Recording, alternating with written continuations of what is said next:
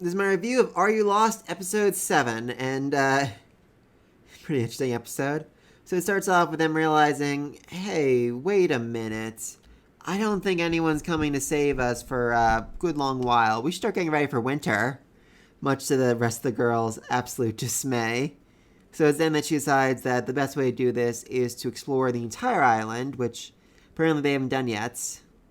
I mean, it's a pretty freaking huge island, too. It takes them from middle of the day to sunset just to get halfway around it. So, yeah, it's a very large island, to say the least.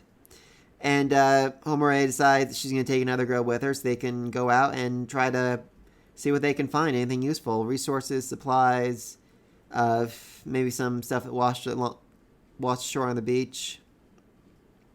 I'm just so happy she took Mutsu. Because apparently she is the most likely to survive this. She has the best survivability. She's adaptable, and I just gotta applaud her. Since they've gotten the island, the other two have been doing nothing but complaining. But she's been trying so hard and doing so much to just grow. Even just when she realized nothing I learned in school is going to help me here, so I'm going to do everything in my power to learn from this new teacher so that I can survive. I mean, she even did the rabbit last episode, which was so grim, so grim. There's also some interesting debate about exactly where the hell they are. They notice that a lot of the stuff that gets washed from the beach, some of it's American, some of it's Chinese, but most of it's Japanese, and they find some plants that are more than likely to be seen around Japan, but that doesn't confirm it is Japan. If they somehow manage to get, that far off course, they aren't even in Japan, they're in like Korea or China or waters or wherever, they're essentially screwed. No one's going to find them for a very long time. This island's essentially uninhabitable. No one lives here. This island's essentially just so far away and so secluded, no one's ever going to find it. Which makes it all more interesting when they find a boat dock. Yeah, I was pretty surprised here, I gotta say. I mean, this isn't just like a little, I put together some wood here. I mean, this is a fairly professional boat dock. I feel like it would require a great deal of time and effort to put this thing together. So whoever did this didn't just, say, I need to park my boat for the night. They did this thinking, okay, I'm going to park my boat like every day for a year or something. A lot of questions. I mean, later on we see their actual house. Well, I'm assuming it's the house the person made the dock. It makes the most sense. And it's an absolute shambles, but it does have a Japanese style to it, so it does at least raise the possibility that the island is at least owned by a Japanese person. Hell, I wouldn't be so surprised. Turns out our resident rich girl ends up owning it. Like, oh yeah, this is the island my parents own. Oh, how silly of me for not realizing it. I mean, that would certainly be something else, to say the least. Of course, it's entirely possible when this is over, she's going to end up buying the island. Say, oh, that's my island now, so we can go here whenever we want. And it's Idiot's Island. Yeah, that's where they decided to name it. Apparently, using the first letter of each of their names, it comes up to Idiots. Which, that is just so perfect for them. Anyway, as the Homare and Mutsu are staring at the fire, they're kind of worried by the other two girls because they realize, they're probably going to die without us. And they're imagining them like, oops, I destroyed all our food. Oops, I set the camp on fire. And of course, at that point where they're like, actually, we followed you, even though you told us not to, and even though you said if we did it, our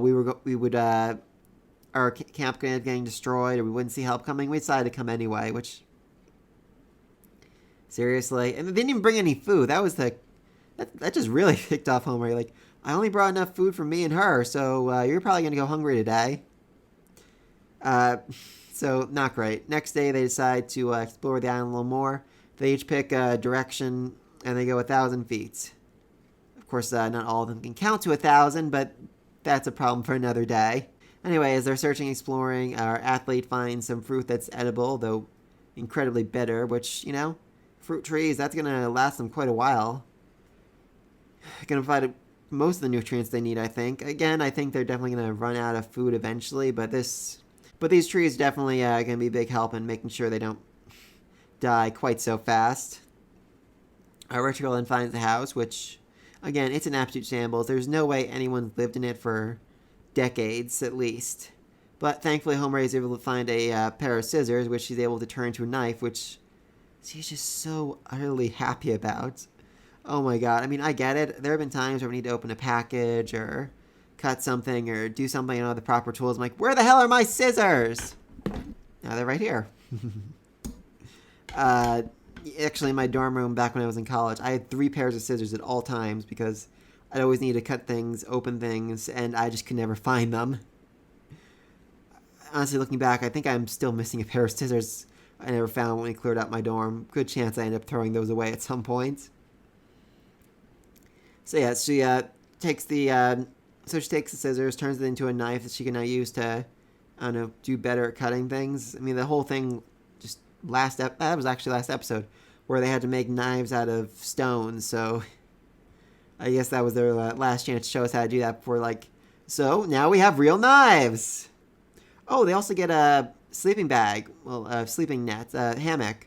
They turn old fishing net they found on the beach into a hammock that can apparently hold the weight of 4 teenage girls together, which, okay, I guess it's that strong. I can't imagine that comfortable to lay in. I mean, it's fishing line. It's meant to catch fish, not, gently comfort them, but I guess better than sleeping on the ground at least. And thankfully all 4 of them fit on it, so big help.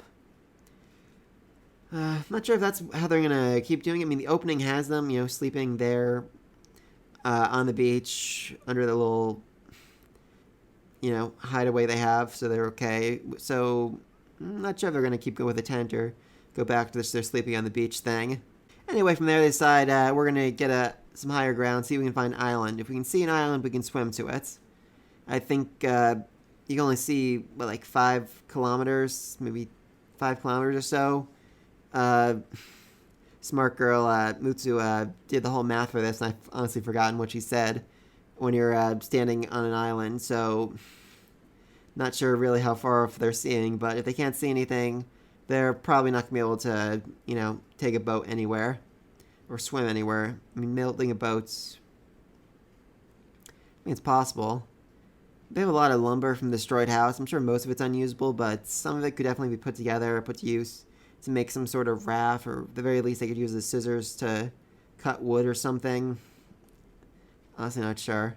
So they can, get a raft going and they can find their way to salvation, find their way to civilization once again.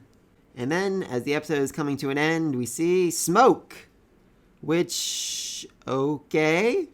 I theorized last week, I said, maybe they're going to find another girl who's been trapped on this island for decades and who's found a way to survive, and then she's going to help them. Then they're going to have a 5th girl on the show.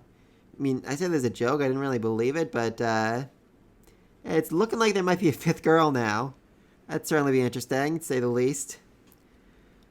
I mean, like I said, that home's been abandoned for decades, so anyone they find would have to be like a wild child or something. But I guess smart enough to know how to make food or make a fire. I mean, I can't really imagine any other reason why there would be smoke. I mean, sort of there being a volcano on the island, but it appeared to have come from the beach. I mean, it could be that was just their camp, but that feels like it's just a real dick move for the creators. Like, we're going to make them think there's something big going on. Then when they get there, it'll be like, it's our camp. We didn't put out the fire. It's been burning for 3 days straight. I mean, I guess it makes a little more sense now why... I mean, if they didn't see this other person smoke, that person wouldn't have seen their smoke, so it makes sense that they wouldn't have run into each other before now. Definitely interesting. A 5th person on the island. Who are they? I mean, I could definitely see them being, super social anxiety person, because they're like, there are other people here. What's going on? I've never had to deal with other people before. That could definitely be interesting. I'd like to see that. I almost feel like they won't do it. I mean, the whole opening is just the 4 girls. Again, I guess a 5th girl would kind of, spoil if something's going to happen down the road, but still. Anyway, let me know what you think in the comment section down below. Is this the 5th girl? Are they going to have someone new join the team? Will she be an ally? Will she be an enemy? Will this be the big final boss of the series? This girl who sees them and thinks, I shall kill them and eat their flesh. I mean, probably not, but that'd be pretty interesting. I don't think she could beat Homer, no matter how strong or wild she may be. I mean, Homer has a knife. Huzzah! So, no matter what, this is going to be a very interesting encounter.